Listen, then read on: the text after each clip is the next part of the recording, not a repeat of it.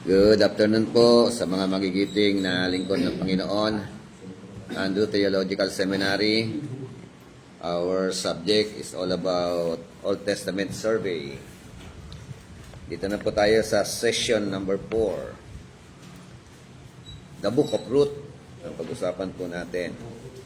Na tinawag po siyang The Book of Love Story. Sige po, bago po tayo may in love, manalangin muna tayo. Let us pray. Sige, Pastor Angeles, open us in prayer. Hallelujah. Panginoon, salamat muli Lord sa oras na ito na kami muli idinako mo sa lugar na ito upang patuloy mag-aral ng iyong salita. Panginoon Lord, buksan mo pa ang aming puso at isipan upang patuloy kami maging marunong, matalino, kagalingan Lord ang patuloy mong ibigay sa aming Panginoon na lugar. Salamat din Lord sa aming bishop na patuloy matyaga na nagtuturo sa amin. Na Lord, samahan mo kami hanggang matapos Lord ang oras na ito Panginoon na uuwi kami punong-puno ng pagpapala na nagmumula sa iyo. Ang dalangin namin sa pangalan mo Jesus. Amen. Amen. So, the book of the love story. Puno-puno ng pag-ibig ito, no? Unang-una, yung pag-ibig ng magbiyanan. Diba? Yung namuong pagmamahalan ng magbiyanan. Sino po yung magbiyanan diyan? Of course, si Naomi, o si Noemi, o Naomi, tsaka si Ruth, na isang Moabita. At yung pag-iibigan ni Ruth at tsaka ni Boaz. Diba? Boaz, o Bus. At of course, meron kasing nasirang pagmamahalan. Meron bang unang pag-ibig si Ruth? Sino yung asawa niya na anak ni Naomi? Sino? Manoa. Si Malon o si Kelion? Kasi dalawa yan, no? Kelion at saka si Malon, ano? So, asawa ni Kelion si Kelion. Si Orpa. Dalawang Moabita na parehong manugang ni Naomi. Na dumating ang panahon, parehong namatay. Yung pong kanyang dalawang anak. Namatay saan? Ano kinamatay? Ano sinabi ni siya kung ano kinamatay ng tatlo? Mamaya, mapapasadahan natin kung ano kinamatay ng... Napapasadahan daw. Pasadahan natin. Ano? Kung anong dahilan, bakit namatay? Namatay ng maaga. Nung namatay ba... Good afternoon, sir. Nung namatay ba itong yung dalawang lalaki, no? Na anak ni Naomi. Meron bang naiwang anak? Wala. Parehong wala, ano? Parehong walang anak. O, ibig sabihin, namatay ng maaga yung dalawa sa digmaan. Kasi common yung digmaan noon eh. Yun ang cause o naging cause ng kanilang kamatayan. So, objective. By the end of this session, the learner should be able, number 1, to state the general background of the Book of Ruth. Yan. Magiging familiar tayo sa Book of Ruth. Pangalawa, give an overview of the Book of Ruth. Introduction, Ruth is a Moabite who had married a Hebrew man living in Moab. Bakit si Ruth daw, isang Moabita na nakapangasawa ng Hebrew man, at yung tao na yun nga yung anak ni Naomi. Isang Hebrew, pero nakatira sa Moab. Napunta sila doon. Kasi nga, ito nakapaloob pa rin dito yung Book of Judges na pinag-usapan natin before. Na kung saan ang mga Israelita, parang pabalay-balentong. Diba? So, pagka maayos, maglilingkod sa Baal, si Astaroth. Tapos magagapi ng mga kaaway. So ganoon na naging iiyak na naman kay Lord. Si Lord naman magpapadala ng tagapagtanggol o ng hukom para sila ay iligtas po. So nasa ilalim sila niyan ng panahon na yan ng mga hukom. Ito pong istorya ng Kaya during that time, they were a Hebrew man pero naninirahan sa Moab. After the death of her husband, she migrated with Naomi. So, pagkapatay daw o pagkamatay ng kanyang asawa, sure na kayo si Malon yon? May talata? May pagpapatunay na si Malon? Tingnan muna natin, Ruth chapter 1, verse 1 to 5. Ano sabi? Ruth 1:1 to 5. Nang ang Israel ay ang pinamumunuan ng mga hukom, nagkaroon ng tagutom o bayan. Kaya ang mag-asawa ni Melech at Naomi na mga taga Bethlehem, Judah, ay pansamantalang munang nanirahan sa Moab kasama ng kanilang mga anak na sina Malon at Gideon. Ang pamilyang ito ay mula sa angkan ng Efrata. Namatay sa Moab si Elimelech at naiwang Judah si Naomi. Ang dalawa nilang anak ay nakapag-asawa naman ng mga Moabita, sina Oprah at Ruth. Ngunit, pagkalipas ng mga 10 taon, namatay rin sina Malon at Gideon. Kaya, si Naomi ay naulila sa asawa at mga anak. Ulilang lubos si Naomi, no? So, kaya nga sabi ng verse 5, then both Malon and Chilion also died. And the woman was bereft of her 2 children and her husband. So, may klaro na ba dito na asawa ni Ruth, si Malon dito? Wala pa po. Wala, Sa no? bandang, Parang- Hindi pa siya sa bandang verses pa po. Wala, hindi pa, no? Wala pa. Kasi parang binanggit lang dito, Nakalagay ko isa. Pero- Malon Sabi and nito, the two Chilion. sons married Moabite women. Oo. One married woman named Oprah, and Oprah. the other a woman named Ruth. May So, kaya hindi pa ibig parang sabihin, walang clear kung sino. Na-married Sa na eh. bandang Sinabi huli, niya. sa bandang mga chapter, Oo. pero sinabi niya dyan Sinabi naman na, the two sons O yung married. dato, no? Yung kanyang 2 sons, Mary. anak niya si Malon at saka si Malons, di ba? At saka si Kilion. Both daw, ibig sabihin, parang hindi klaro kung si Orpa kay Malon. Si Ruth naman kay Chilion. One married. O si Chilion kay Orpa. Basta sinabi na pangasawa nung dalawa. Dalawang magkapatid. Hindi lang specific kung sino ang pangasawa Yun nila. nga, walang specific pa sa chapter 1, verse 1 to 5. Mamaya tingnan natin kung saan yung specific dyan para sabi nga, yun nga, God providentially provided for her and led her to marry a wealthy Hebrew farmer, Boaz. Ruth became the great-grandmother of King David. Became a great-grandmother of King David.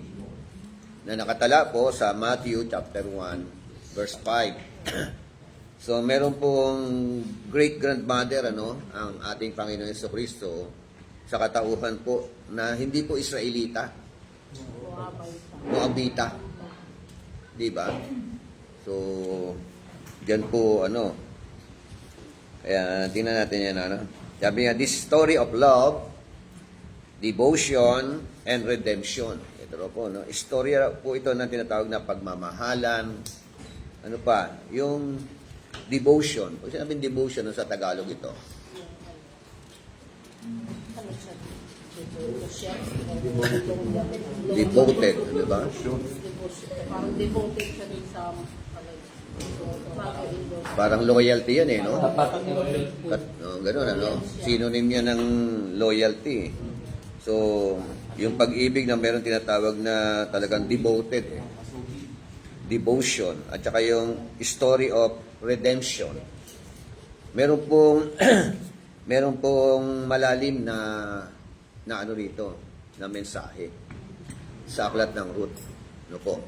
Not just only common story o love story, no po.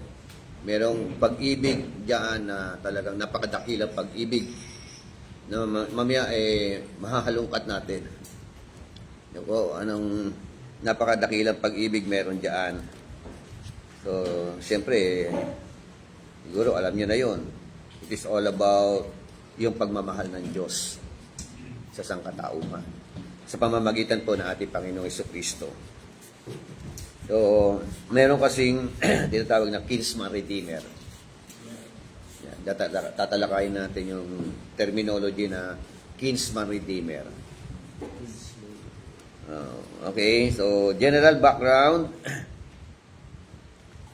No one is sure who wrote the book of Ruth, though Jewish tradition attributed this to Samuel. Book of Judges, Samuel din, no? Parang ganun, ano? Yung ating pag-aaral, attributed to Samuel.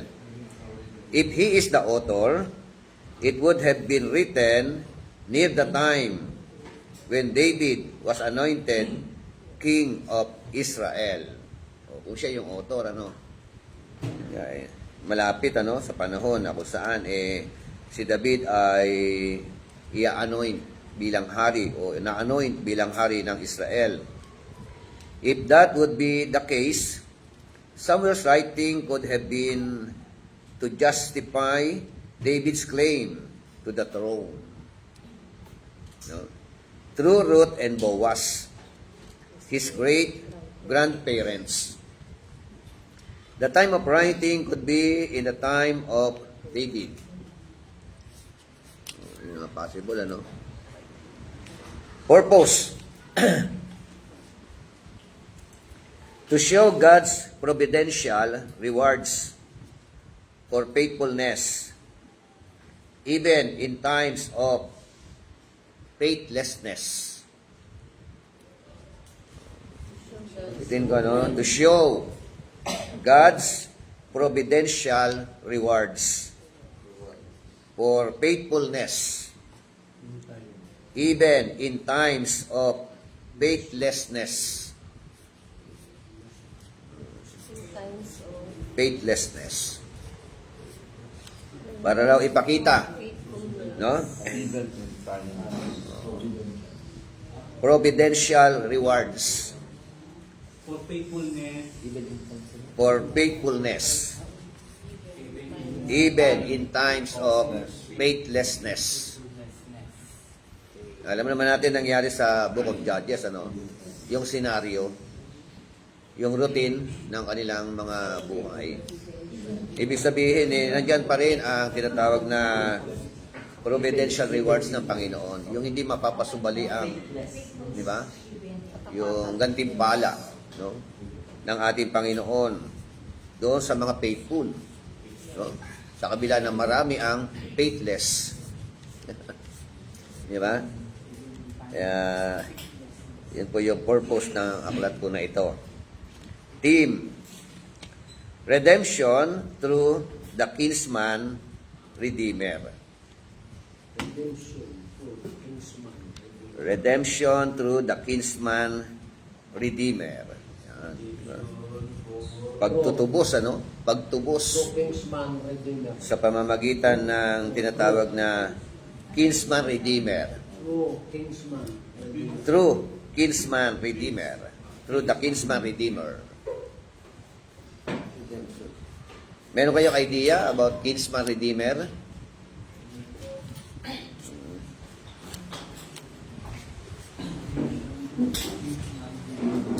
Mamaya natin yan. Isa-isahin natin. Okay. To prove na si Ruth ang asawa ni Malon, at pagkatapos niya ay naging asawa si Boaz. Ruth chapter 4 verse 10. Basa po. Yan yung klaro na patunay. Bukod dito ay si Ruth na Moabita na asawa ni Mahalon ay aking binili na maging aking asawa upang ibangon ang pangalan ng namatay sa kanyang mana, upang ang pangalan ng namatay ay huwag mahiwalay sa gitna ng kanyang mga kapatid. At sa pintuang bayan Ayun na, first 10 ng lang. kanyang dako, kayo'y mga saksi sa araw na ito. Okay. So, yun po, no. Yun po yung talata na klaro na malinaw na ang asawa niya Sinalo siya si ni Mahlon. Mahalon. No? At pagkatapos nga namatay, then pumalit naman si Boaz. So, at sino naging anak nila? Sino naging anak ni Boaz at saka ni Ruth? Si ano po, si Jessie. Obed. Obed po, si Obed. Si Obed ang siyang naging anak. Di ba? Obed. So, yun ang... Ngayon, yung anak ni Boaz at saka ni Ruth, sa kultura po nila, hindi po yun ibinibilang na anak ni Boaz at saka ni Ruth. Bagkus yun po ay ibinibilang na anak ni Ruth at saka ni Mahlon. Mahalon. Yun ang kultura nila. Yun ang isa sa paraan ng tinatawag na kinsman redeemer. Po? Tagapagsalo ha. Tagasalo, no? Kingsman. Oo. Kaya merong account na ng panahon na si Tamar naman ay nabiyuda, di ba? Tapos merong papalit yung kapatid. Ang ginagawa ng kapatid, nagwi-withdraw. Wini-withdraw niya yung kanyang punla. So, dahil doon, pinatay ng Panginoon. O, yung nagwi-withdraw ng punla na yun. Ngayon ang tanong, pagka ganyan ba yung family planning? Diba? Family planning ngayon. Paraan ng pagpaplano ng pamilya, withdrawal. Kasalanan po ba yan? So, ano by grace mo kasi tayo? Ano yan? Kasalanan o hindi? Kasi at that time, Is withdrawal a sin? Hindi na. kasi at that time may purpose kung bakit pinag-ano. So, kaya kailangan nating magkaroon ng malinaw na Yung time na tinuturo yung ka. siya, nung una na yun, kasalanan yun. Kasi the time, people factor dapat eh. No. Dumami. Ngayon, hindi na pwede yun eh. Pa rin sila eh. Panahon natin ngayon. Hindi mo kasi batas ang Panginoon Sa kultura nila yun. 6 months Kultura, oo. Kaya ano doon, meron kasi talagang rules sila na gano'n eh. Yun, So, oo. meron nga kultura kayo. Kultura. Oo, ngayon wala. Grace na tayo. Opo. So, yung tinatanong ko, yung ngayon. Kasi no, pinatay talaga, kasalanan yun. Dahil nag-withdraw, ini-withdraw yung punla niya para manganak sana. At yung kasi, yung magiging anak niya, ano yun, nakapangalan sa una. So ngayon, Bishop, sa panahon natin ngayon, kung nasa loob ng bata, nabuo na, ang tawag doon, abortion, kasalanan po Ay, yung yun. abortion. Iba yung withdrawal. Iba yung Oo, withdrawal. abortion kahit noon pa, kasalanan na yun hanggang ngayon. Yan ay timeless Pero yan. karamihan sa panahon natin ngayon, Bishop, Oo. abortion eh. Kung kasalanan yung abortion ngayon, withdrawal, 50-50 yun. Walang 50-50. Kasalanan. So, yung ay paraan ng family planning yun eh. Ibig sabihin, sa panahon natin ngayon yun ay masasabi natin na para sa akin ewan ko sa inyo, hindi kasalanan ang withdrawal. Para malesen yung pagdami ng anak ninyo. Di ba? Kasi wala namang kinalaman doon sa tungkulin mo na Tama po.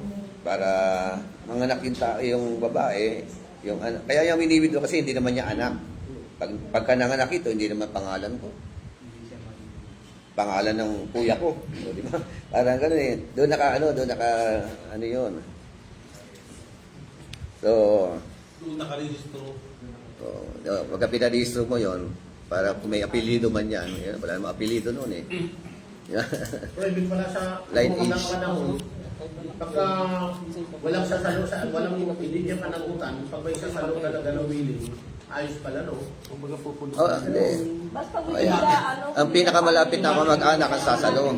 Kaya nga oo. Wala. Pagka ayaw na malapit na kamag-anak, yung malayong kamag-anak. Basta Kingsman pa rin. Basta kamag-anak ang sasalo. At may mga pamamaraan. 1970s, Hmm. inaano pa rin nila yung ganyang costumbre hanggang 1980s.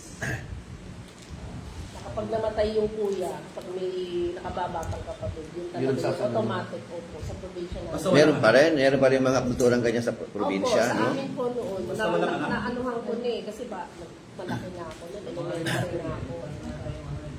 Oh, may mga ganyan. Basta kultura yun. Ano yun? Malaking bearing ang kultura sa kanila. Sa amin, ginimot yun, pero parang city na namatay yung tsuhin namin, na asawa niya. Kasi sundalo, namatay sa ano. Tapos nung after ng ano niya, ng 40 days, yun, pinaano na yung kapatid, nakababa. Lumad ba kayo? Lumad. So, Mindanao kasi sabi lumad. Sa Para Cagayan, matuloy. sa Cagayan Valley. Lumad sila. Sa Cagayan Valley. Lungad. Pero Bata yung eh, asawa bata. niya, yung Lumad ng asawa- ano? Lumad ng Cagayan Valley kayo. Kasi ang lumad kasi ng Baguio, ano eh, mga tanto, siguro. Yung lumad nila. So automatic yun, pagka may namatay na kuya, yung nakababatang kapatid, aasawa. Si ano? Kahit may anak po. Opo. Oo. Tapos nakapangalan pa rin doon sa kuya yung mga ano. At least, redeemer, yun ano, kultura, ano. Na-adapt nila yung kultura ng Biblia. Pero Ano si pangalan mo si teacher? Kasama natin si RCC. ay, opo.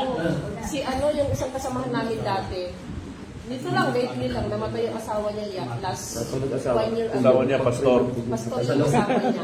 Tapos may nakababatang kapatid yung Sa pastor. Ng pastor, ang nag-iasawa. Last year lang, last November, yung nagkakamit. Hindi, totoo yun. Meron din dito sa Agustina. May ganyan nangyari. Di Pastor Alan. Alan Manguera.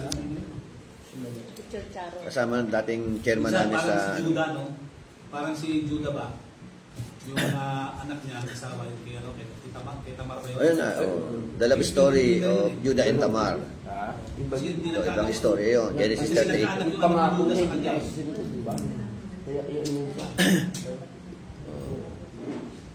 So, yung kasama namin, chairman namin dati sa Pastoral Care, Pastor Alan Manguera, inatake yun, namatay. Siguro, 40 anyos pa lang siya nung kinuha ni Lord, di ba? Kasama ka pa namin. No? Nung mamatay si Pastor Alan,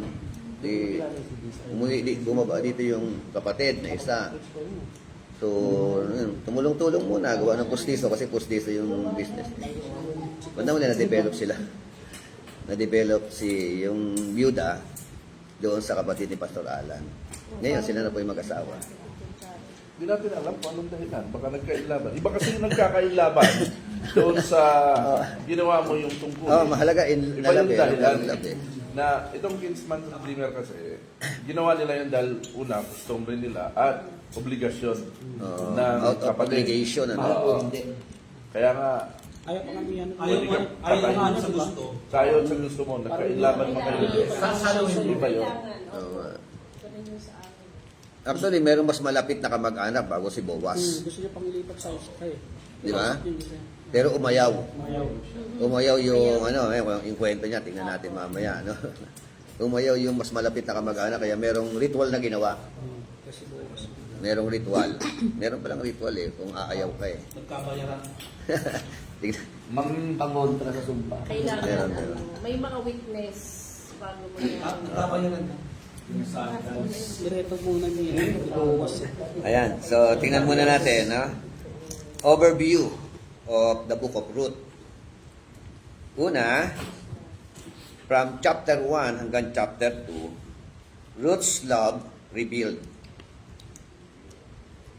ang pag-ibig, no? Ang pagmamahal ni Ruth ay talagang hayag, no? Talaga, revealed, yung nahayag. Klaro, malinaw, di ba? At sabi po ng Ruth chapter 1, verse 16 to 17,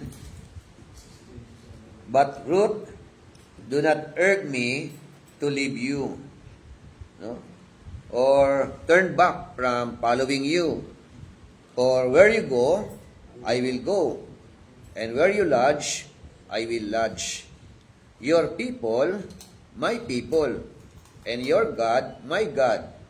Where you die, I will die, and there I will be buried. Thus may the Lord do to me, and worse, if anything, but death parts you and me." You know. Kasi bago yan, bago ang 1:16 to 17, silang dalawa actually ang kinausap diyan. Balik na kayo sa bayan ninyo. Hindi na ako manganganak, manganak pa na ako ngayon eh. Hindi na po. Di ba? Hindi na mahahantay yan. Ugod-ugod na rin kayo kapag lumaki kayo, di ba? Parang ganun eh. Kaya, mas mainam eh, bumalik na lang kayo doon sa Moab o sa pinanggalingan ninyo. At yun nga si Orpa, umuwi na lang, bumalik na. Pero ito yung naging tugon ni Ruth sa kanyang biyanan, ng manugang sa biyanan. Ang galing na nag-develop yung relationship ng manugang sa biyanan, ano? Gano'n kaya kabait si Naomi bilang biyanan? Di ba? Magdidesisyon ng ganyan si Ruth. At gano'n naman kaya kabait si Ruth sa biyanan? Yan, no? Maramihan ngayon ang mga magbibiyanan hindi healthy yung relationship eh. Di ba? Yung mga magbibiyanan yung nagiging host ng stumble ng mga anak eh, no? Na parang nakikipaglaban sa pagmamahal eh. Di ba? Lalo na kung napangasawa, mamasbo eh. May mga so, laging merong struggle eh. Pero dito ang ganda ng relationship, ano? Punong-puno ng pagmamahalan, pag-iibigan. So, bilang magbiyanan. No? Eh, iba naglalaro ang isip. Mga naglalaro ang isip. Sabi nung iba, yung mga naglalaro ang isip, unbiblical. May tomboy daw sa dalawa. Diba? mga gay. Ito yung sa totoo yun. Pagka sumama ka sa LGBT, may halo yan, may ano yan. Kukulayan nila. Yung relationship between Jonathan and David, merong bakla sa kanila. Yung ahas nga at saka si Eva nagkameron din. Di ba? Ganyan ka dumi yung kanilang mga kaisip. Kasi talaga si Jonathan. Saka si Jesus, saka si Magdalena. Tudulin yung kapatid niya. Yun nga. Ang Jonathan yung sa mabait at isa ng Jonathan alas ka. Yung mga naglalaro, yung mga kaisipan, no? Na nilalagyan ni Satanas ng mga kaberdehan eh, di ba? Basta wala sa Bible, wag na natin dagdagan. Di ba? Doon na tayo kung ano nakatala. Kaso marami naglalaro talaga yung mga kaisipan eh. Kinukuha lang nila balik sa kanilang Extremist. Oo, yun. Pero kung titignan sa Base sa kanilang karanasan, di ba? O mga pananaw sa buhay, di ba? Kaya ganyan na lang yung, pero ito po ay talagang agape love ito. Naniniwala ako, agape love talaga ito. Pagmamahalan na ito na ano. So, yan po yung ano, isang napakagandang katangian ni Ruth, no? Pangalawa po, Ruth's love rewarded. Tamo, no? Diba? Matapos na-revealed, merong rewarded. Chapter 3 hanggang chapter 4 ng aklat ng Ruth. Sabi nga, 4 na chapter lang ito. Pero punong-puno ng pag-ibig. Ruth moves from widowhood and poverty to marriage and wealth. Kita mo, no? From widowhood What happened? Nagkaroon ng asawa. Di ba? From poverty to become wealthy. Di ba? Yan ang magandang ano eh. These noble Moabites became Boaz's wife and was brought into the royal family line of David. No? She became the royal family line of David. Amen. And of course, line of our Lord Jesus Christ. Matthew 1:5. Yan yung 1:5 ng Matthew. Nalikan natin. Sinabi niya, at naging anak ni Salmon kay Rahab si Buz, at naging anak ni Boz kay Ruth si Obed, at Obed. naging anak ni Obed si Jesse. Si Jesse, di ba? At naging anak ni Jesse si David, DC bigas of di ba? 1 So, Matthew chapter 1 verse 5. Tapos yung last chapter So, yan po yung magandang istorya niya. Kaya nga sabi, eventually, to the kinsman redeemer, Jesus Christ. Siya yung ultimate. Christ is the ultimate. Di ba? Kinsman redeemer. Istorya yan. Pero merong nakapaloob na malalim na istorya about kinsman redeemer. Mamaya, sipatin natin yan. No? Punta tayo kay Christ dito eh. Kaya bawat aklat si Kristo talaga yung tinutumbok. Okay, so malinaw na no sa chapter 4 verse 10. At na si Malon nga ang asawa, ano po. Balikan natin yung kinsman redeemer. Yung kinsman redeemer, ito yung ibig sabihin redeeming ang gampanin na redeeming family land. Isa pala yan, pag kinsman redeemer ka, talagang ikaw ang tutubos. Di ba? Pati yung kanilang mga naisan lang mga lupain nila, maibalik sa iyo. Ganun ano? Kaya matindi yung ating tagapagtubos tinubos tayo ng ating Panginoon Jesucristo. So, redeeming family land sold due to poverty. Ulitin ko, no? Redeeming family land sold due to poverty. I-redeem daw yon yung ari-arian ng pamilya na naibenta dahil sa kahirapan. Basa, Leviticus 25:25.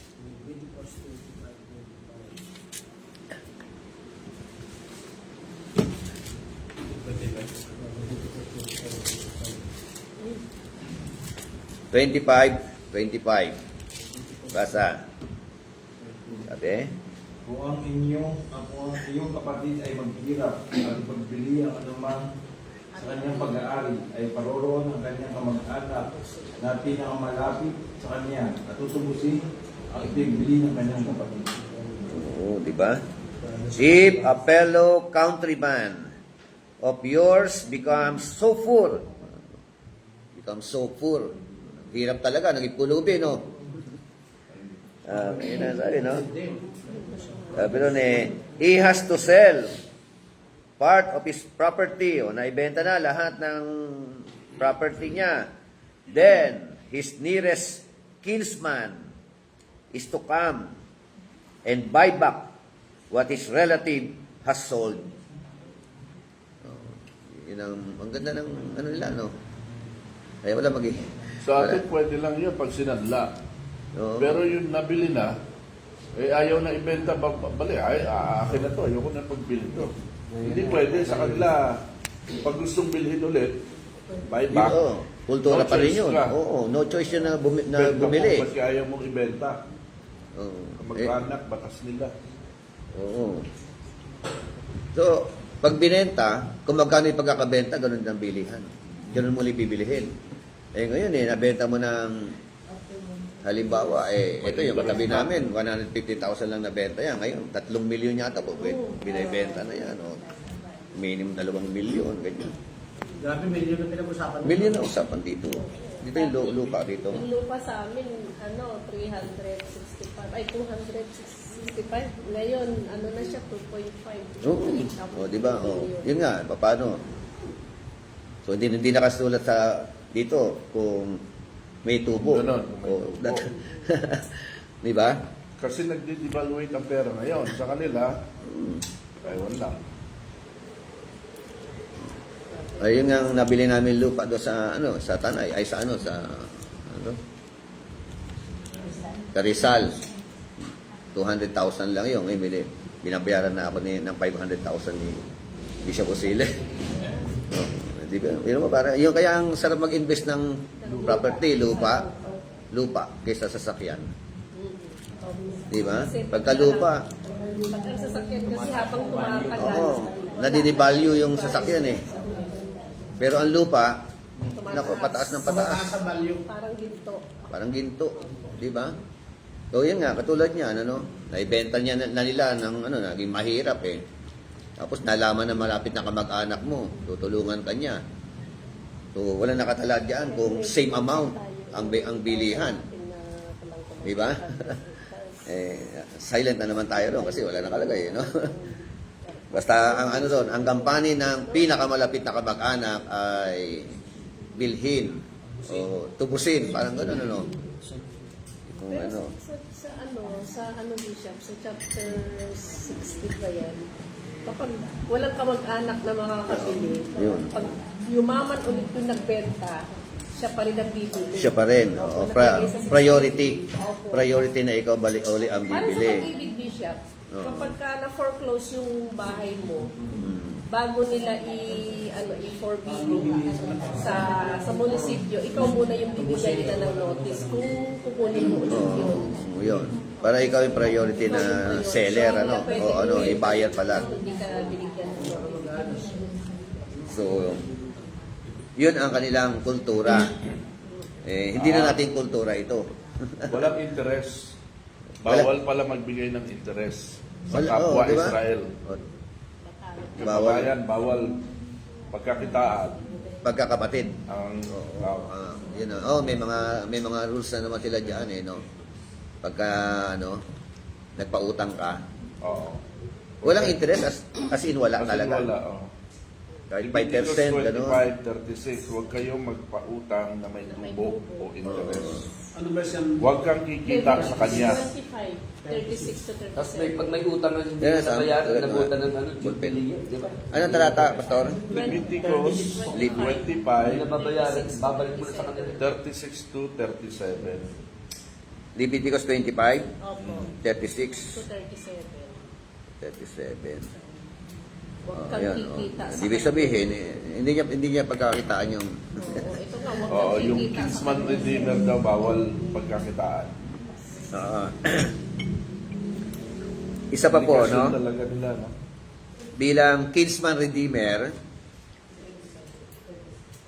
meron po kasing, di ba meron silang mga kaganapan na kumisan nagkakapatayan.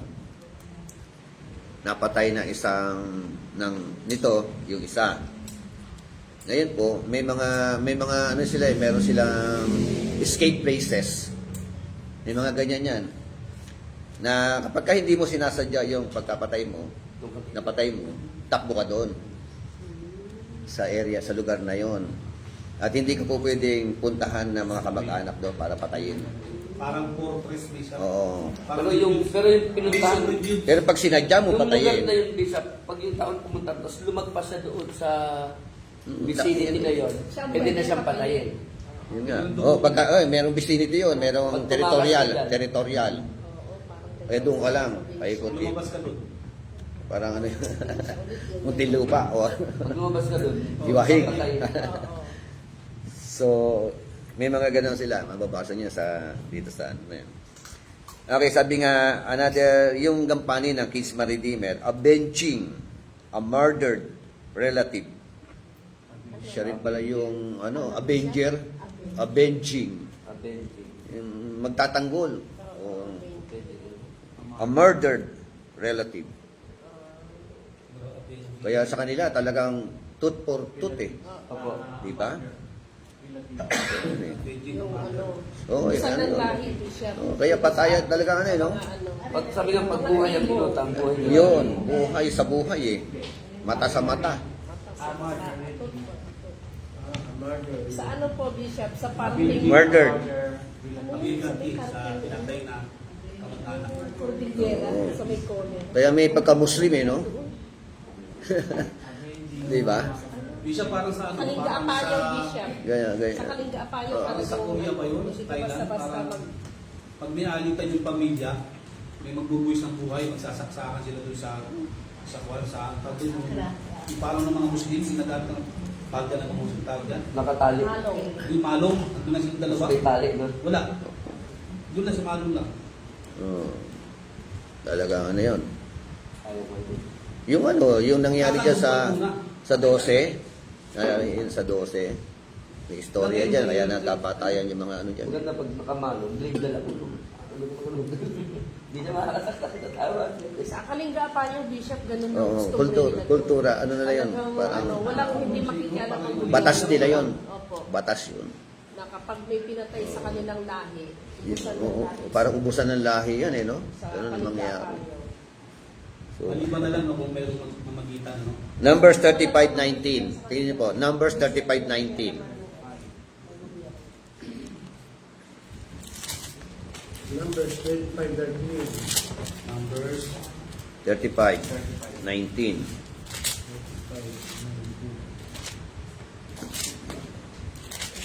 Okay. The revenger of the blood himself shall slay the murderer. When the metteth him, he shall slay him. Kita mo, no? Sabi diyan, the blood avenger himself shall put the murderer to death. He shall put him to death when he meets him. Tagalog nga, pakibasa, 19. Ang maghihiganti sa dugo ay siyang papatay sa pumatay. Pagka nasukuman niya ay kanyang papatayin. Pag nakita talaga, basta nakita patayin talaga. papatayin talaga, no? No choice ka talaga, no? Tago ka na, tago. Kung gagawin naman nila, lalaban ulit siya. Patayan talaga. Patayan talaga. Ihanda mo na kasi alam mo na yun eh. Eh, pag napatay siya. Kaya Kaya tayo, lang tayo. Oh, Kaya pala kamag-anak na yung- naman. yung- Eh, ubusan ng lahi talaga. Oh, yan. Redo. Oh, di ba sila magun na dato? Oo, nagre-redo sila, papatayan sila. Patayan talaga. Ubusan talaga ng lahi yan. Ganun ang... Tawag Sa yan, Ilocos redo. yan, Kultura yun. part ng Ilocos na Basta nakapatay ka, Saka sa Isabel. ano yan eh, hindi mo sinasadya o sinadya, papatayin ka rin. Ganun ang batas nila. Hindi, pagka hindi mo sinasadya, pwede ka magtago May takbuhan. doon sa ano sa pero pag sinadya mo, Bible nagsabi, itatago ka ng oo, Panginoon.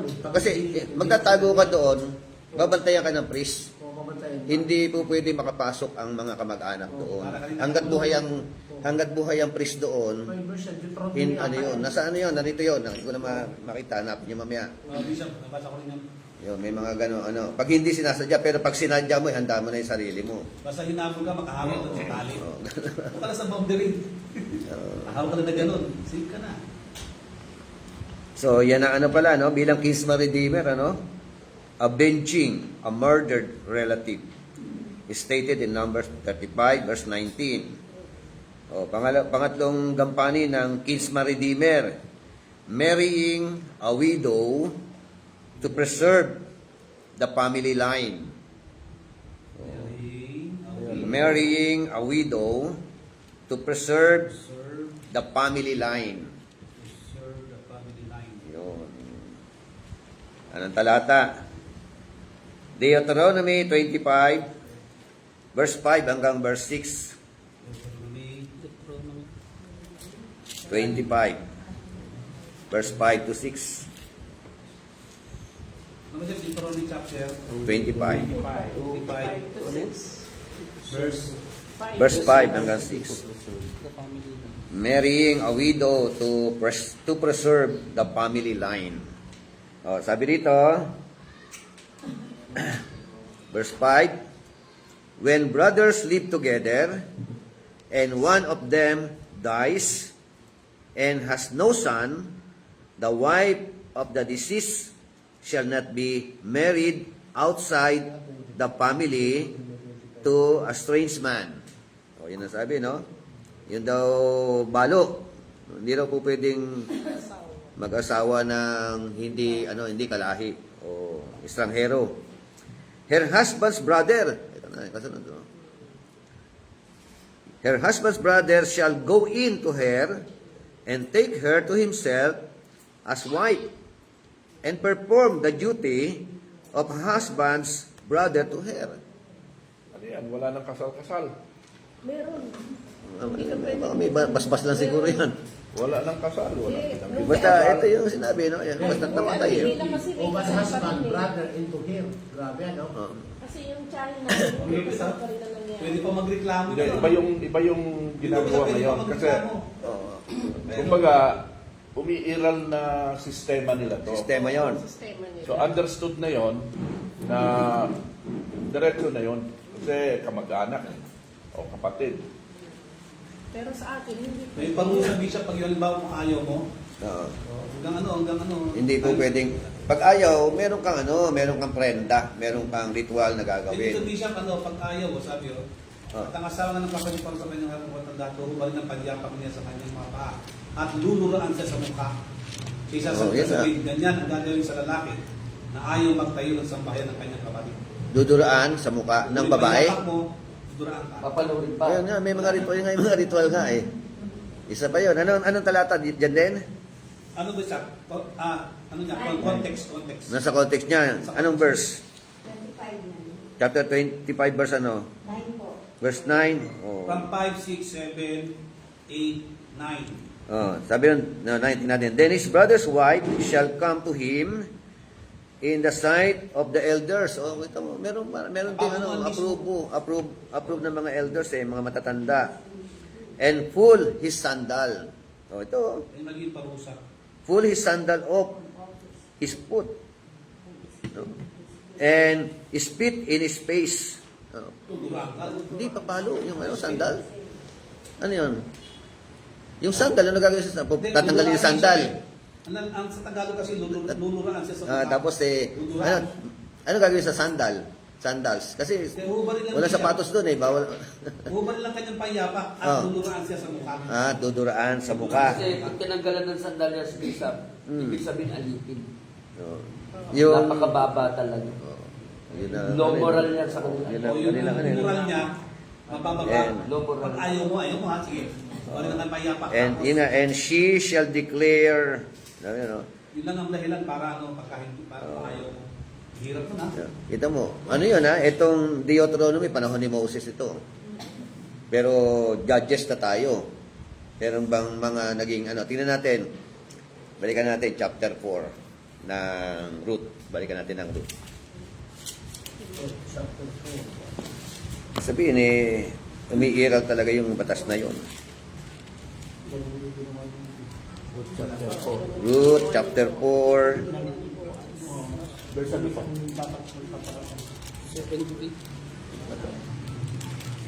Chapter 4. Sige, isa-isahin natin Sabi dito. Now, ito na.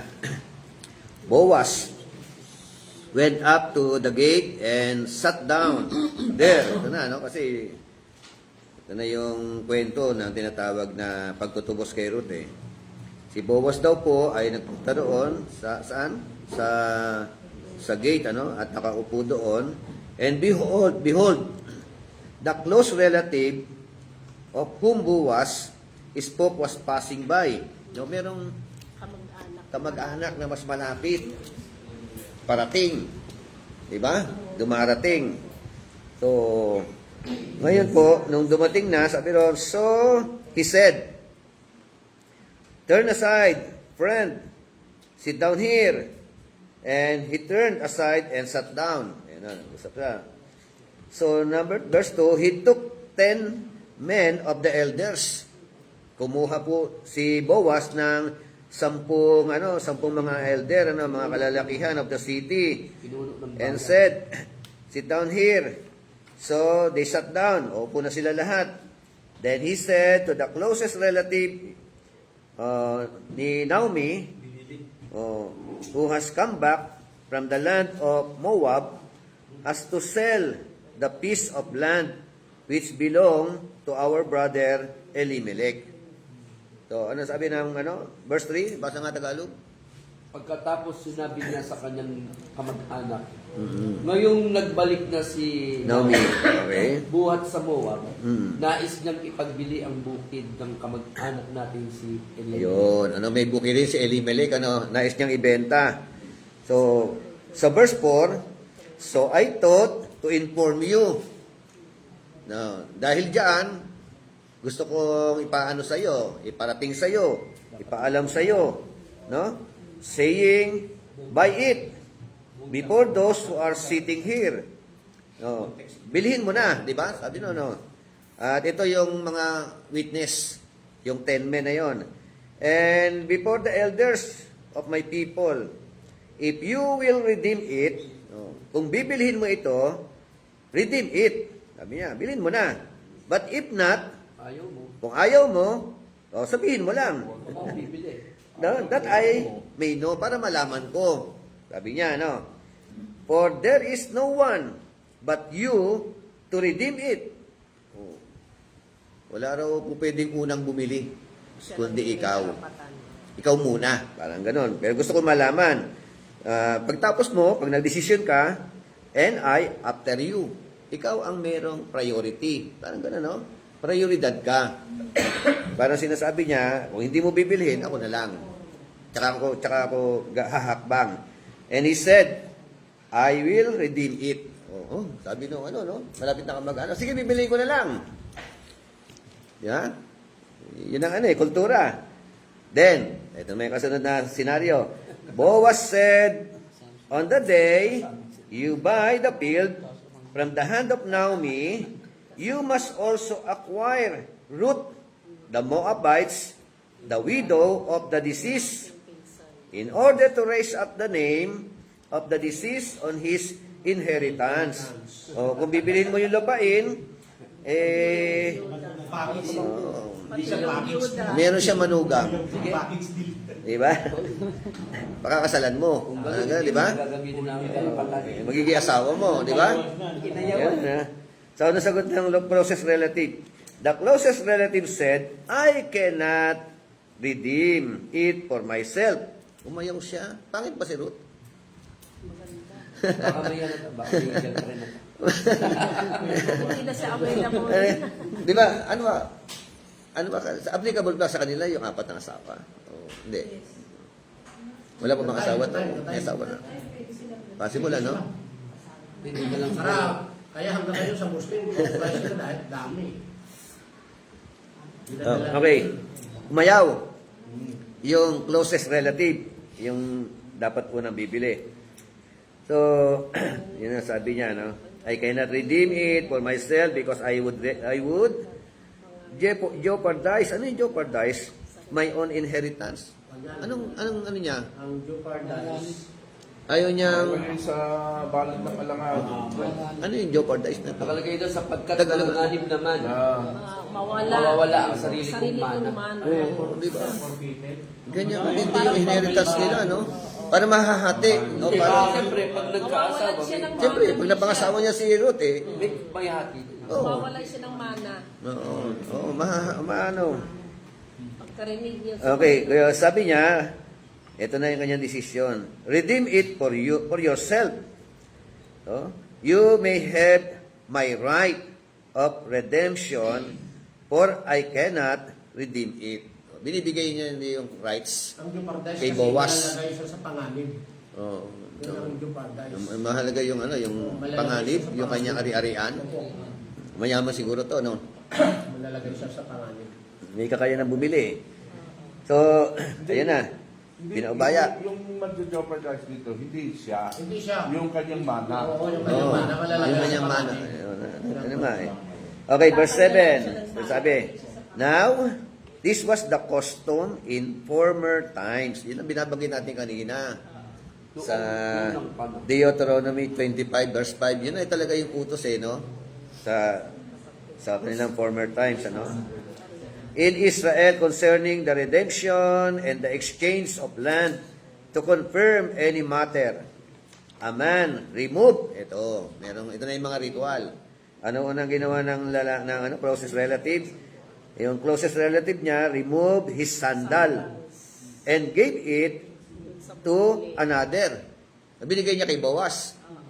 Parang ganon. And this was the manner of attestation in Israel. Sandal, mahalaga pala talaga yung sandals, ano?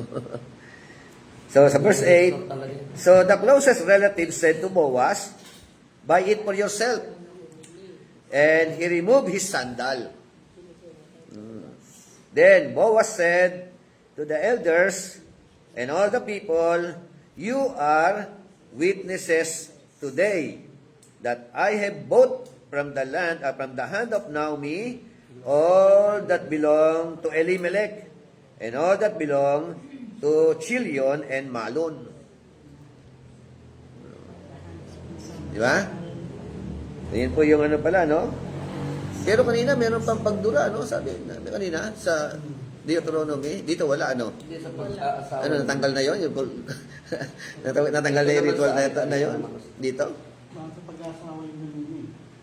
Doon sa kung bakit siguro sandals ang kanilang pinakakatibayan ng ganon ay dahil kasi lupain ang usapan. No? Inaapakan yun eh. At ano ba yung pinaka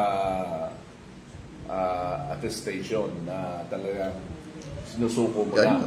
Napakahalaga ng sandals, ano? Hindi naman pwedeng damit mo. Wala namang kinalaman yung sa lupain. Yung sandals. Okay, verse 10, sabi doon, moreover, I have acquired Ruth, the Moabites, the widow of Malon, ito na yung patunay na kay asawa siya ni Malon, to be my wife, in order to raise up the name of the deceased on his inheritance, so that the name of the deceased will not be cut off from his brothers or from the court of his birthplace. You are witnesses today. So, yun po yung naging ano. At yun nga, naging anak na nila si Obed. Diba? Ngayon po, nung maging anak si Obed, meron po ba kasunod na anak? Yes, ayun. Wala naman naman. Walang kwento. Walang kwento. Walang kwento. Wala tayong mababasa. Silent yun. Kung may anak. Diba? Pero malinaw, naging anak ni Ruth at saka ni Boaz. Itong si Obed. Sumunod na tanong, halimbawang may anak. Halimbawa nagkaanak, pangalawang anak, pangatlong anak. Yun bang pangalawang anak at yung susunod na anak, anak pa rin ba ituturing pa rin ba anak ni Malon kay Ruth? Kasi tinuring na yung anak ni Ruth at ni Boaz, unang anak, nakapangalan kay Malon sa namatay. Yan yung tanong ngayon. How about the second child, if possible na merong second? Anak na nung pangalawang asawa. Yung first lang ang anak ng kuya. So, anak na ng ikalawa. Nasa kultura pa rin nila. O, anong versikulo yan? Hindi, sa amin kasi yung nangyari sa channel. Sabihin pala kayo ng Kultura niya. Walang kinalaman sa pilo. Kaya ka nagsasabi dito. Hindi, yung sa inyo, ang turing din, yung anak, yung unang panganay anak, lang po. ng panganay, anak nung namatay. Ganun ang, talagang biblical, yung kanilang, Pero yung pangalawa, Yung anak pangalawa. ni Uncle Marn, yung Marlon kasi yung namatay. anak na nung Edgar yung nauna, nasa tayo. Itsuhin namin. O, balikan natin yung nasa Deuteronomy yata 25. Nakit tayo nila doon. Verse 6, parang Deuteronomy 25:6.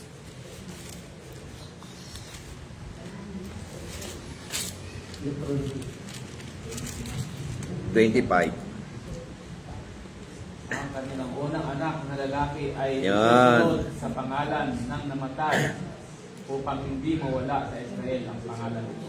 Oh, yung anak na anak na panganay lang na lalaki.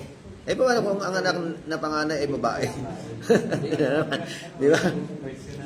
Binabanggit din. So, it shall be that the firstborn whom she bears shall assume the name of his dead brother. Eh, firstborn lang dito sinasabi, hindi sinasabi kung babae o lalaki. Baka siguro lalaki ng bishop kasi yung lalaki ang magre-reproduce. Oo, magtutuloy ng panganak. Apelido di ba? Apelido. Oo.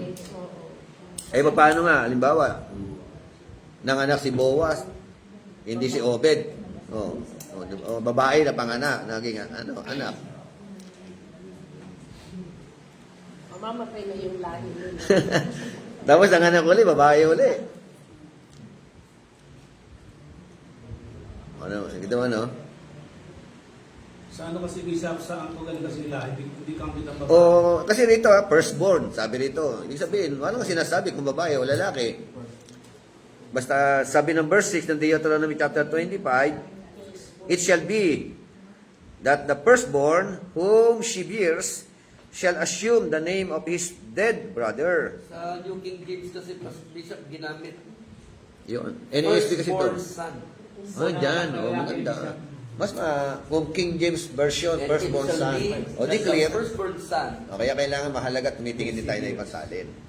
At ang King James na mas malapit sa original na salin.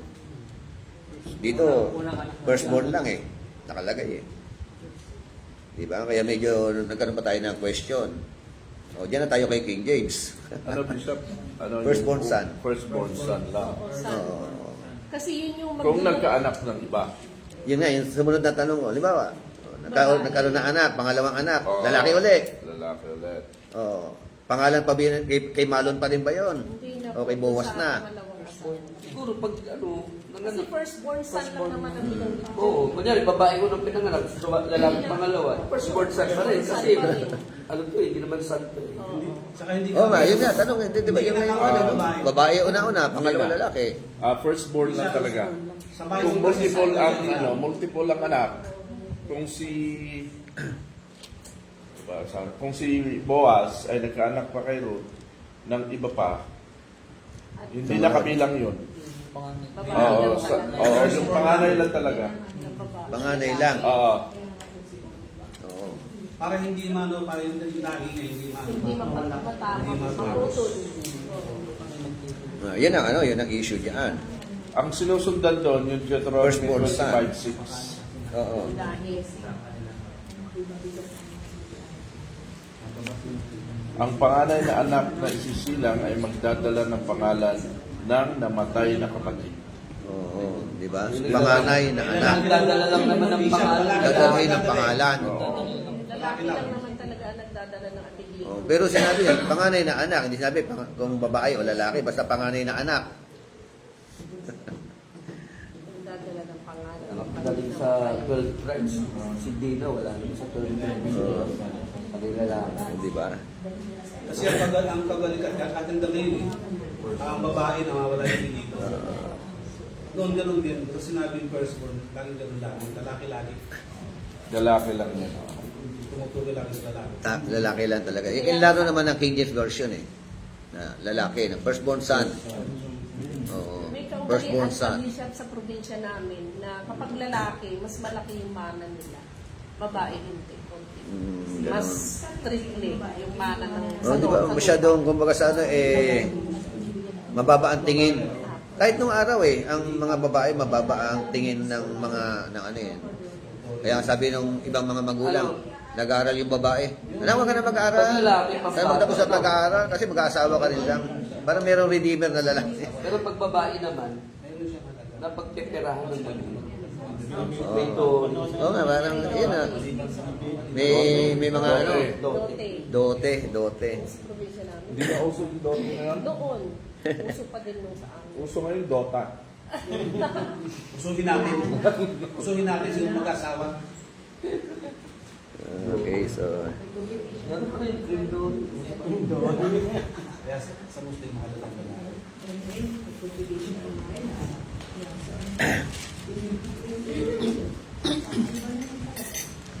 Pagbigay ang So, ayan po. Tuloy natin ang ating pinag-uusapan. 100,000 sa lalaki. Isang apat na talata lang ito, no? Pero apat na kapitulo lang, pero maraming ano. Pagdag mo sa isang baboy, times 10. Papakainin na pang buong baboy. Ruth's love revealed, chapter 1 hanggang chapter 2. Ruth's love rewarded, chapter 3 hanggang chapter 4. So, dito po, dumating nga yung pagkakataon na sabi nga, Boaz was kinsman redeemer to Ruth, marrying her to restore her late husband's name and inheritance. Restoring her late husband's name and inheritance. So yan ang tinayuan talaga ni Boaz. Sabi nga, tingnan natin yung cultural context ng konteksto ng kultura.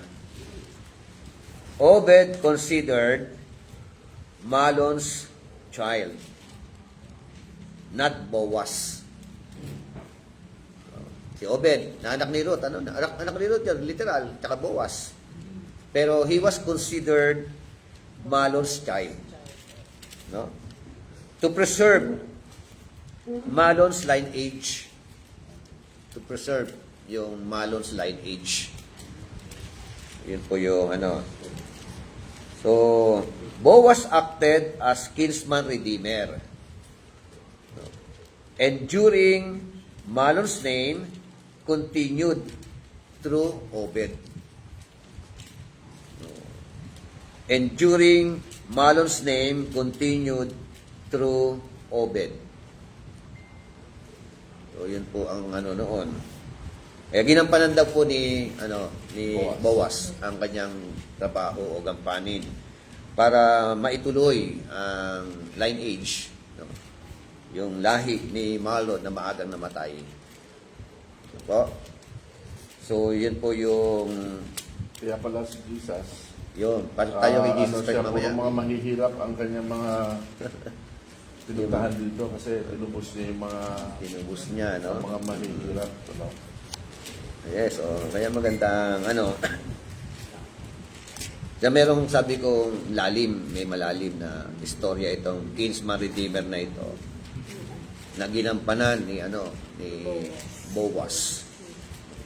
Although merong closest, Papasok din doon, Bishop, yung salvation by grace. Dito rin binasi yung salvation by grace na not by works. Walang ginawa ng tao kung ba't sila na-save. Ba't tayo na-save? Tinubos tayo, wala tayong kinalaman.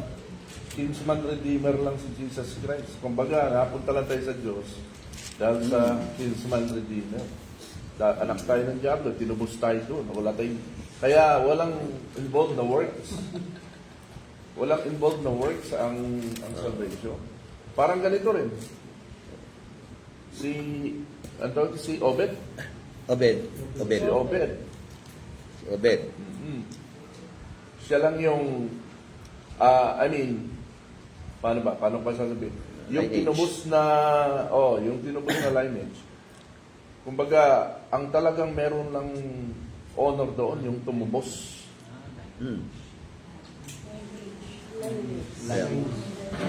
Kung hindi niya tinubos, walang kakayanan tubusin yung sarili niya. Wala. Poverty nga eh. Mahirap man na mahirap ang naging Kaya wala kalagayan ni talaga, Naomi. not by works talaga. Hindi talaga natin kaya tupusin Hindi sa sarili natin. kaya tubusin eh. Kaya meron yung pumapasok yung talagang lalim ng issue na rito. Kasi nga ang lundo nito pointing to our Lord Jesus Christ. Christ is our kinsman redeemer. Kumbaga parang Oo. grade lang ni Boaz, pero yun yung word. Kaya pala kultura nila yan para pagdating ng takdang kapanahunan, ipakilala at ilantad ang tunay na redeemer. At Through saka our yung, Lord Jesus at saka Christ. yung sistema pala ng salvation by grace, dito galing na ang mga tinubos ay walang parte sa pagkakatubos nila. Walang ambag. Kaya walang dapat maging Kaya, kinlaro rin naman, klaro, ni Paul at saka ni James. Kaya nga, nag-post ako, ang post ko, salvation is by grace alone. No? It is by grace alone. Ang kaligtasan is grasya. Grasya talaga ng Diyos. But saving faith is not alone. It always produces works.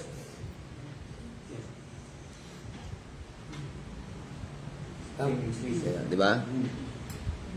No comment. Di ba? Kaya hindi pa pwede maglaban si James at saka si Walang Paul. comment. Ay, walang nag-comment siguro sa post niya. Bakit no comment? No comment. Di ba? Diba? Diba, baka sinabi mong faith lang, walang work, na wala nang resulta. Resulta lang ang resulta. Pero hindi faith plus works. Hindi tayo faith plus works. Resulta. It always produces works. Pag sinasabi mong ligtas ka, and at the same time, walang patunay ng pagbabago ng buhay, walang works. Questionable yung kaligtasan. Baka hindi ka talaga Hindi nila yung faith without work. Ang part Dead. kasi doon, Dapat maintindihan nila. ang part kasi doon, Bishop, kung matinubos, sundin kung ano yung gusto ng Diyos. Yun lang. Yun lang yung susundin. Yun lang gagawin mo. Yun ang pinakatrabaho mo. Oo. Doon sa salvation na binigay sa'yo. Pero hindi mo ginagawa yun. Dahil Baka hindi ka ligtas. gagawin mo para iligtas mo sarili mo. Doon ba sa church yung nagkakilin mo? Saan ba nakakabili ng ganyang buhok? Parang gusto mo magpabili sa'yo ng ganyang buhok eh. Yung itim. Parang bumabata ka dyan eh. Oo, bumabata. Bumabata ka dyan eh. Ha? Meron na ngayon, Yarata, yung tupi, yung book talaga. Parang mahalik. Dikit yun eh. Mahal yung Mahal kasama nga ko lang. doon, 15,000 eh. Kanya. Nakatingin, pwede mong... Kahit sa bulutan pwede ka. paliguan. Oo. Ah, ganun. Oo, mahal. pero good for 6 months lang. Kapalitan mo na naman. Mahal Hindi ko lalagyan ng pandig. Dikit mo lang ulit. 150. Adi. Ah. Basta na agent, may idea ka na oh. Baka lalo ka parang gumawa Ay, ko. oo. Meron ka sa akin. Binigyan ko sa akin ng oras. Subukan mo nga. Hindi, subukan mo nga. Last picture lang. Yung tupi. Ayan. Last picture lang mo. Pa-picture ka kay Pastor Frederick. Okay, okay. Gumamit mo na. Nakakagwapo. Picturean mo. Tapos send mo sa kanya. Ayan, pakita.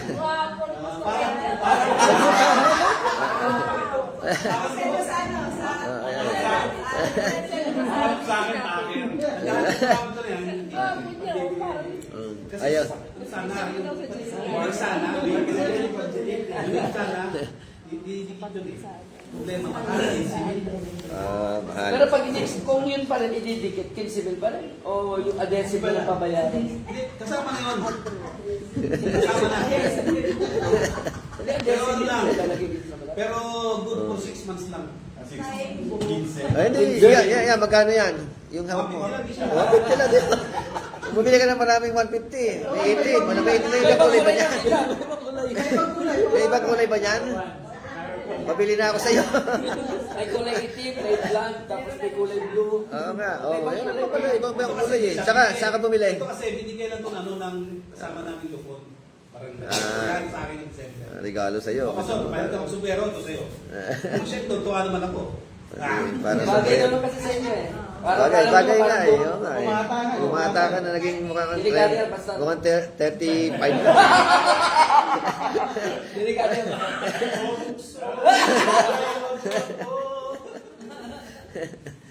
Ang galing. Okay.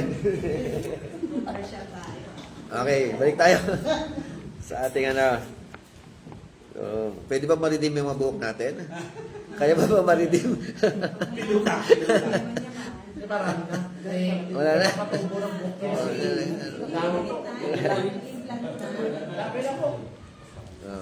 Okay, Christ as kinsman redeemer signifies that He is our closest relative through His incarnation and sacrifice. Christ is the Di ba? Christ, Sinusulat nyo, as kinsman redeemer, Christ as signifies that He is our closest relative. Balikan nyo na dito, reviewin nyo na mamaya. Ano ito naman? Nasa Reviews pa yan. may view. Para matagdagan ng view. Closest relative through His incarnation, pagkabuhay na maguli ng ating Panginoon. O yung pagbaba niya mula sa langit, katawan tao, nag-alay, no, sacrifice, who has come to rescue us from sin. Bumaba pala siya, no? Nag-incarnate siya, no? Katawan tao. Ang layunin niya nga talagang, di ba sabi nga, John 1:29, naalala niyo yun? Sino nakakaalala nun? John 1:29. Si John the Baptist ang may sabi, no? Behold, the Lamb of God who takes away the sins of the world. Di ba? Sabi ni, nakita niya, no? Uy, eto na. No? Ang kordero ng Diyos. Pero sa dulo, nag-wave yan sa dulo eh. Sabi mo nga, kung saan nga talaga. So yun po, no? Kung hindi bumaba ang Panginoon Jesucristo, kung hindi nagkatawan tao ang Panginoon, walang kaligtasan ang sangkatauhan. Wala. Talagang yung initiative ng Diyos, act of God, galaw ng Diyos, no? Disenyo ng Diyos, director ang Diyos, ano? Ang Diyos siya lahat 'yan. Ang may akda ng kaligtasan. Pati kasalanan akda. Wala ng kaligtasan, ha. So sabi nga ang purpose niya, who has come to rescue us from sin. No? I-rescue. Kasi wala talaga ng kakayanan ng tao na makaahon eh. Gagawa ka ng sarili mo para maligtas. Sinner talaga ang tao eh. No? For all have sinned and fall short of the glory of God. No? Walang matuwid, wala kahit isa. Talagang sinner talaga. Yun na yung kalikasan. Kaya lahat mabulusok na impyerno.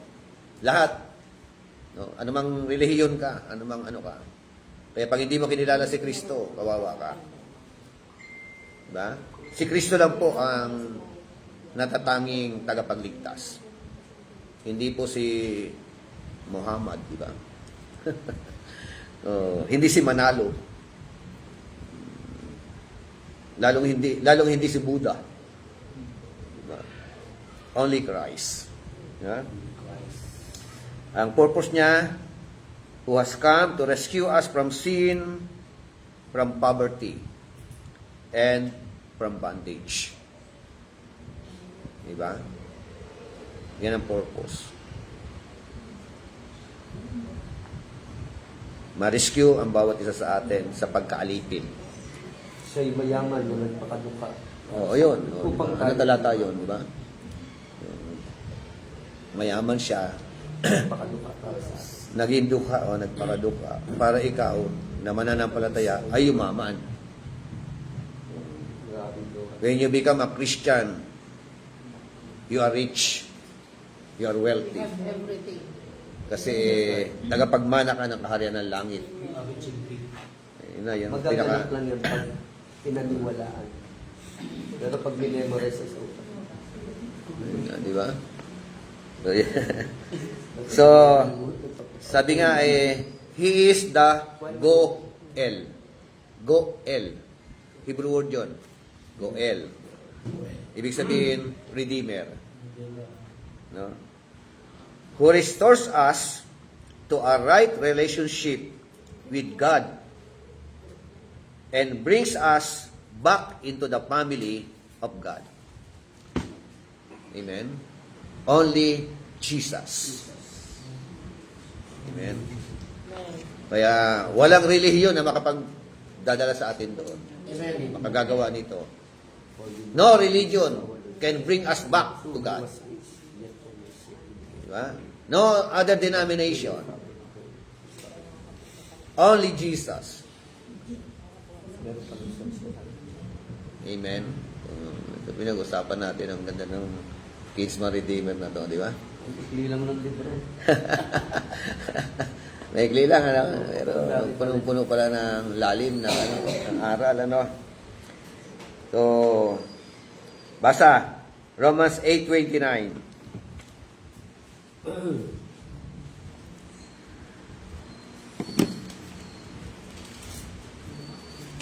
Romans 8:29. Yes. Sapagkat yaong mga nanguna pa'y kaniyang nakilala, ay tinalaga naman niya na maging katulad ng larawan ng kanyang anak, upang siya ay maging panganay sa maraming magkakapatid. Amen. So, hindi Papa Jesus. Ha? Yan sabi, no? For those whom He foreknew, He also predestined. Predestined for what? Predestined to become conformed to the image of His Son, so that He would be the firstborn among many brethren.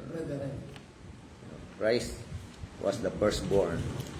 So, issue pa rin yan, subject pa rin yung firstborn na yan. Firstborn son. Panganay. No? Hindi literal po. No? Yan. Pagka sinabing firstborn, pangunahin. Yes. Yun ang meaning niya pagka meron na namang ano yan. So, isa pang talata, Galatians chapter 3, verse 26 to 27. Galatians 3:26 to 27. For ye are all the children of God by faith in Christ Jesus. For as many of you as have been baptized into Christ have put on Christ. Amen. O, sabi ron, for you are all sons of God through faith in Christ Jesus. Kayo ngayon ay mga anak ng Diyos. No? Sa pamamagitan ng inyong pananampalataya kay Hesu Kristo. Verse 27. For all of you who were baptized into Christ have clothed yourselves with Christ. 28. There is neither Jew nor Greek. There is neither slave nor free man. There is neither male nor female. For you are all one in Christ Jesus. 29. And if you belong to Christ, then you are Abraham's descendants. Amen. Whether you are a Jew or a Greek, the issue is not all about yung ano, lahi, yung yung kasi nagmamalaki sila eh. Lahi kami ni Abraham. Genealogy. Ninuno namin si Abraham, kaya favor kami ng Lord. Pero malinaw po dito. No? Whether you are a Jew. Kung si Abraham ang iyong Tinatanggap nila, No. tinatanggap nila Bishop, ano daw sila ni Moises, hindi mo kay Abraham. Oo, di ba? Kaya, Lahat ng pangako, ng kaya nga sabi, if you are belong to Christ, then you are Abraham's descendants and heirs according to the promise. tagapagmana ng mga Oo, pangako. di ba? Kaya, ang issue hindi yung lahi ka ni Abraham Maganda na no, preaching. biologically. The issue is all about when you are in Christ. Yes. If you are in Christ, you are belong to Abraham's descendants. Amen? So, yun ang ganda, no? Preaching to. Maganda yung nag-aaral din talaga, eh, no? Nagkakaroon ng mga kalinawan. So, ang ganda ng ginawa niya, no? Isa pa po yung kanyang ginawa, nagkaroon tayo ng right relationship with God. Ephesians 1:3 to 7. Ephesians. Chapter 1, Chapter 1. verse 3. 7. 3 lang po. Blessed be the God and Father of our Lord Jesus Christ, who hath blessed us with all spiritual blessings and heavenly blessings in Christ. According He hath chosen us in Him before the foundation of the world, that we should be holy and without blame before Him in love. having predestined us unto the adoption of children by Jesus Christ to himself according to the good pleasures of his will, to the praise Amen. of the glory of his grace, wherein he has accepted in the beloved. Amen. Last So, verse, in whom we have redemption through his blood, the forgiveness of sins according to the riches ang dami of natin, his grace. napakasandamakmak na benefits, ano? In Christ, ano? Ano mang ituturo yan? Napuno ka na. Sabi nga, He predestined us to adoption, no? As sons through Jesus Christ to Himself according to kind intention of His will. Diba? Yung nabalik, ano? Karoon ka ng tinatawag na, kaya nga, John 1:12, ano? Datapwat ang lahat na tumanggap sa Kanya. Sila ay pinagkalooban niya ng karapatan na maging anak ng Diyos. Actually, ang konteksto na naman doon, yung mga Jew, ayaw siyang tanggapin. Ayaw na naman siyang tanggapin ng mga Jew. Pumarito ako sa sarili kong bayan. Pero ayaw ninyo ako kilalanin. Yan na naman ang konteksto na naman noon. Ang yayabang, kasi, pero mahal natin mga Jew, pero nakita natin, ano? Ignoring the Lord Jesus Christ, refusing the Lord Jesus Christ. Bishop kasi, they think that the Messiah, it comes from the King, which is true naman. Pero tinitingnan sa kaharian, ito nga sa backdoor. Sa sabsaban, rejected talaga siya. Kaya hindi rin natin maano yung mga tao. Yung mga Jew, no? Parang naghahanap pa Kasi sila. Naghahantay inaral pa po sila. nila yan eh. Hanggang hinantay pa nila. Opo. Hanggang Hindi pa namin sa kanila. Oo, di ba? Ang sinabi doon, sinasabi nila na 100 po Ibig mo, Jew. dalawang linggo pa Actually, ang hindi naman yun talaga na pan. Ang gusto ni Lord, iligtas sila eh. Pero tuloy-tuloy pa naman paggawa ni Lord sa kanila hanggang ngayon. Hindi naman tumitigil. Hindi talaga ano kasi sila naman talaga yung apple of an eye ni Lord yan eh. Yung mga yan eh. Good fasting naman. Kaya kung hindi apple of an eye ng Lord yan eh, patay, ano na yan eh. Tupok na yan eh. Diba? Ang dami-dami mga bansa na gustong tupukin yan eh. Pero hindi sila makaporma. No? Mahabagin talaga si Lord. Oo. God given us chance. Sabi nga sa dahil sa Evangelyo sila yung naging nakaaway lang. Bibigyan. Sa Evangelyo sa kaaway. Pero sa pagiging anak, ano talaga sila, choosing talaga sila. Hanggang yun. Pero hindi lahat ng Jew maliligtas. Opo. Hindi lahat. Yun lang talagang kikilala kay Kristo rin. Kaya dito, whether you are a Jew or a Greek, in Christ, sabi roon, you are included as Abraham's seed. No? Kaya mapalad tayo. Abraham's descendants. Dahil pa natin. Kaya sa kami pa rin yung nandun. Di ba? Pero di siya, Not just only Abraham's descendants eh. Marami ko na mga pure blood. Hmm. Kasi kaugalian nila yan eh, yung bang kailangan, pag Muslim lang. Ganyan sila, yung mga talaga mga Hudyo. Hmm. Nahati talaga sila. So, Sa dalawang anak. Hindi, walang problema rin, basta sila. Basta Israel lang talaga. At magkahati-hati pa sila. ano, kasi sa kanila talagang mataas ang ano nila Kaso sa nahati sarili nila nila. sa practices of religion eh. Muslim, naging iba na. So, walang po pwedeng magbayad ng kasalanan ng tao. Only God. Including you, no? Including The us. Kingsman. Christ's payment for our debt is a key. Amen? Yun ang pinakasusi. Kung hindi niya binayaran, talaga wala. Kawawa ang katauhan. Wala silbi. So, that is yung tinatawag na aspect of His role as kinsman redeemer. So, in Christ, ito po. Ito yung conclusion. So, in Christ, He paid our debt with ultimate price. Amen? Binayaran niya yung utang natin, kasalanan natin. At ang ipinambayad niya, hindi pilak, hindi ginto. Di ba? By the precious blood of Jesus. By the blood of our Lord Jesus Christ. Ultimate price. Hindi talagang walang Hindi pasimple. naman pag-aralan. Kinsman. Isa. Di ba? So, ito tayo ngayon.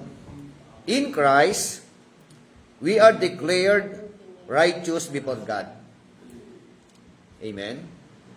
You are declared righteous sa mata ng Diyos.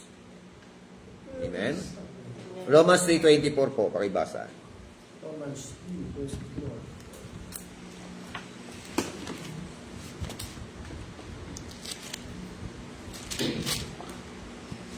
Ngunit dahil sa kanyang kagandahang loob, sila ay pinawalang sala na niya sa pamagitan ni Kristo Jesus, siya siyang nagpapalaya sa kanila. Amen. Ano? Kasi sabi nga ng verse 23, for all have sinned and fall short of the glory of God, being justified as a gift by His grace through the redemption which is in Christ Jesus. Amen? So, pangalawa, we are forgiven to our sins. In Christ, we are forgiven. Ephesians 1:7. Ephesians 1:7. Kasama sa binasa natin kanina, yung huling binasa mo na talata.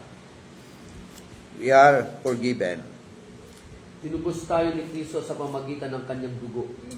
Amen. At sa gayon, ay pinatawad na ang ating mga kasalanan. Amen. Ano? Ganon kadakila ang kanyang kagandahan. Kayamanan Diba? ng kanyang Tinubos no? Grabe, no? Kaya pinatawad na. Pag yung ganito ating- pinag-uusapan natin, parang naman masaya sa puso natin. Amen. Nakaka-encourage pag-ibig sa Lord. Nakakabukaw ng damdamin. Nararamdaman niyo ba?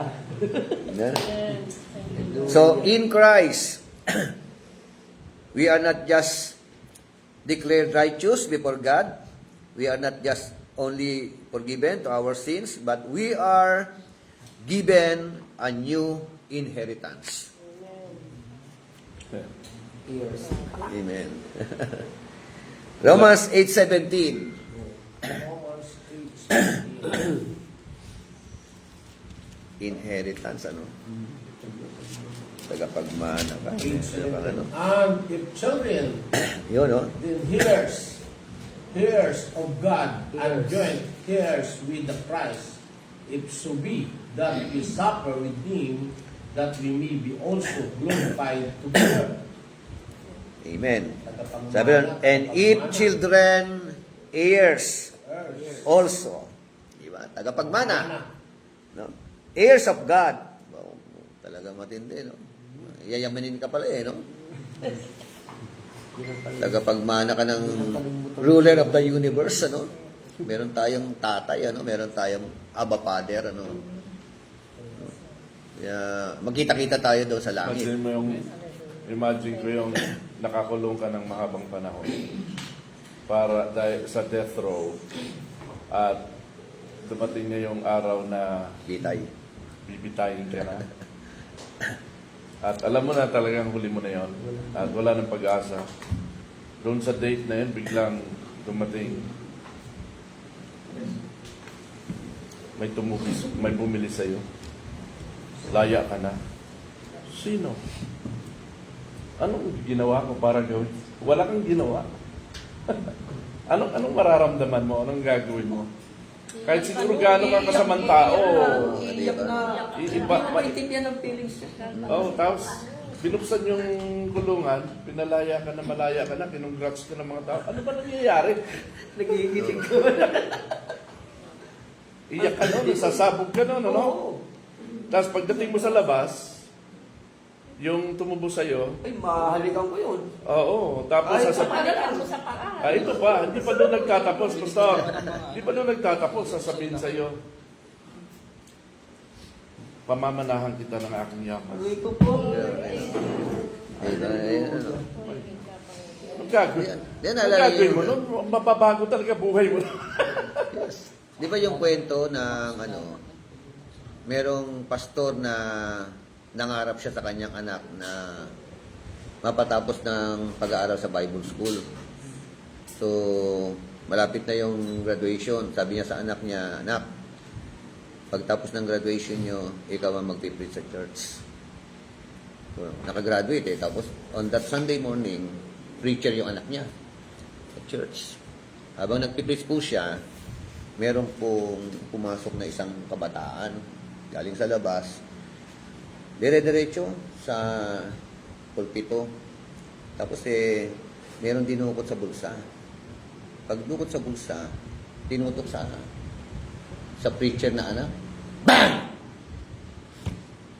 Natumba, patay yung bata. So, nakulong yung kabataan na bumaril. Pero nung makapagbulay-bulay yung pastor, pinuntahan yung bata na pumatay sa anak niya. Pinatawad. Bukod sa pinatawad, inaruga. Yeah. Matindi, di ba? Inaruga at later on, kasama niya na. Naglilingkod na sa Panginoon. Nag-decide na mag-aral sa Bible School. Nakatapos. Naging pastor.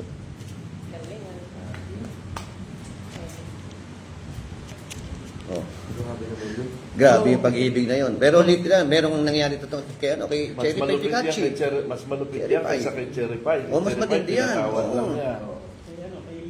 Ito, inaruga pa eh. Oo, di ba? Sa kanya, di ba? Oo. Kasi inisip niya, Kansi. patay na anak ko, wala na, hindi ka na naman may babalik yung buhay. Hindi mo pwedeng... Alin, Bishop Pero eh, ibang grabe, yung no? great love ng Diyos eh. Oo. Hindi Na- kaya ng ano eh. taong magsalita ng ganyan. Hindi kaya ng taong mag Gawin yun. Hindi kaya, Unless yung pag love hindi ng Diyos, pumasok ang pag-ibig pupunta ng Diyos sa talaga. puso mo. Oo. Bata kanina, sobrang... Kasi bilang tao, andyan eh. Andyan Ayun yan. po, Grabe. magre-retaliate ka kaagad doon. Mm. Oo. Ay, Bishop, kanina, may... Kasi maaga kami.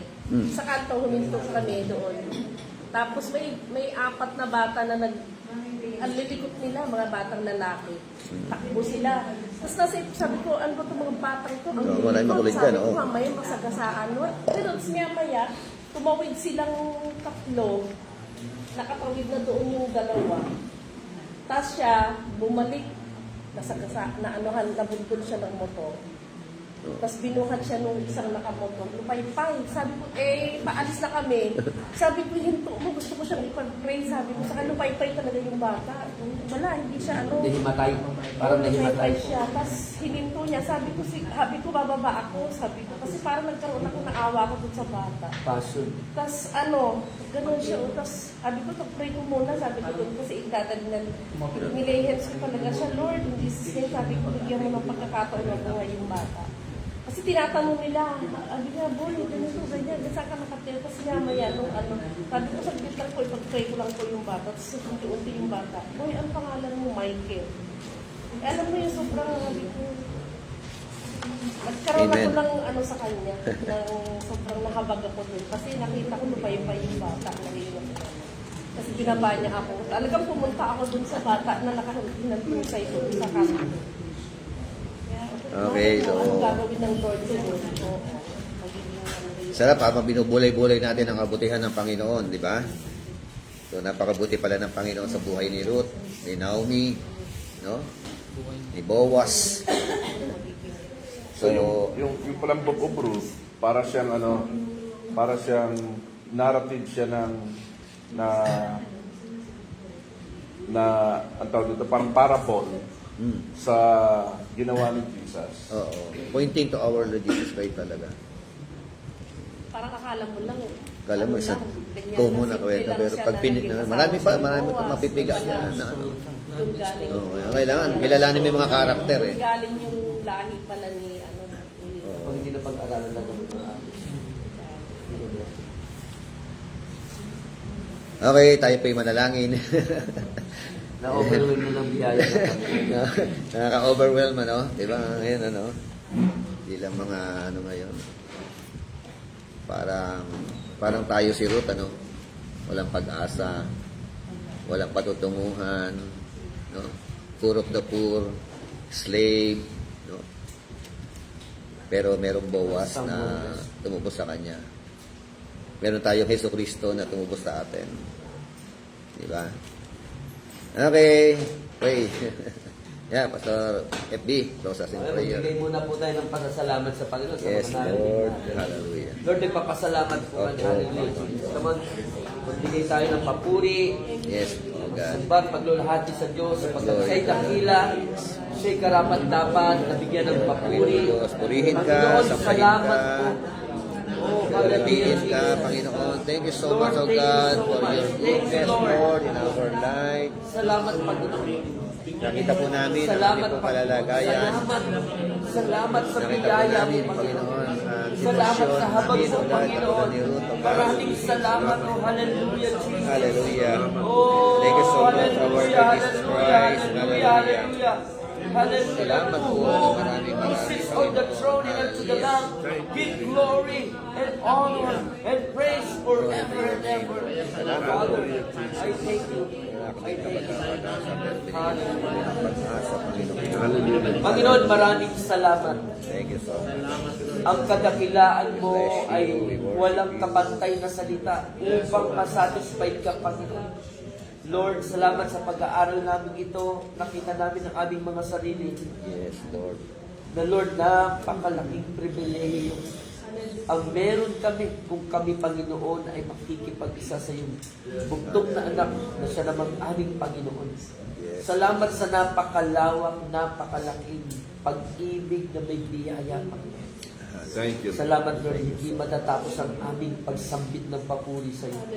Kaya, Lord, salamat sa tuwing kami mag-aaral ng iyong salita.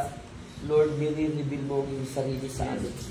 Lord, if any one of us hunger for you, Lord, you will show yourself. Yes, oh You God. will reveal yourself to us, Lord. Yes, oh God. Kaya Lord, maraming salamat. Ginagamit mo rin po, Panginoon, ang aming teacher, si Disa Jesus Roque. Thank you, Ikaw Lord. po, Panginoon, patuloy na magbigay. At Hallelujah. i-guide siya, Panginoon, ng banal na Espiritu. Ganun din kami, Panginoon, na nakikinig. Lord, makita namin yung truth of the word. Doon po kami umayon. Sapagkat, Lord, if your word becomes established to our heart, Lord, lahat ng mga bagay mangyayari. Yes. Salamat po sa biyaya at habag at pag-iingat mo sa amin sa pangalan ni Jesus. Yes. Amen. At us po. Araw-araw kasiyahan. Araw-araw